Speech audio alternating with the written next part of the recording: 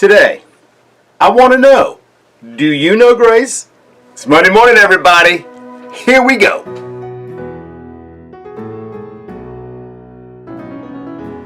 So I'm going to go out on a limb, and I'm going to bet that probably you do know someone named Grace. I mean, heck, I had a great aunt named Grace.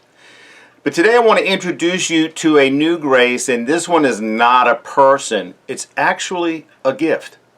Okay, so who's the gift from?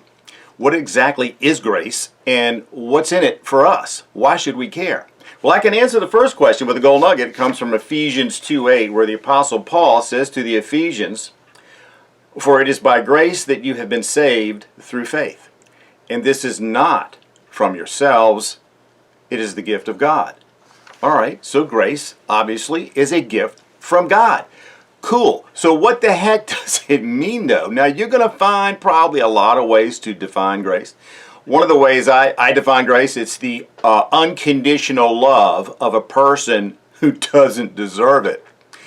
But in the biblical sense, grace is God's unmerited favor for all of us, even though we are imperfect human beings living in an imperfect and fallen world. And when I think about grace, I cannot help but have a profound and deep sense of gratitude because, let's face it, where would we be without God's unmerited favor? Holy cow.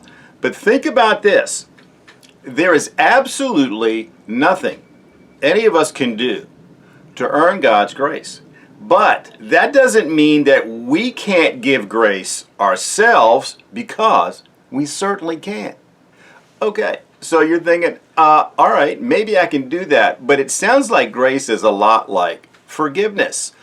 Aren't they the same? Well, not really, and here's the difference. Think about this. Forgiveness is a reaction, isn't it?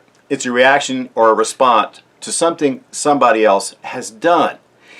And we have total control on how we choose to forgive, don't we? Because we're reacting to it. Grace, on the other hand, is proactive, not reactive, proactive. It's the acceptance up front that we are all imperfect human beings. I hope you can see the difference.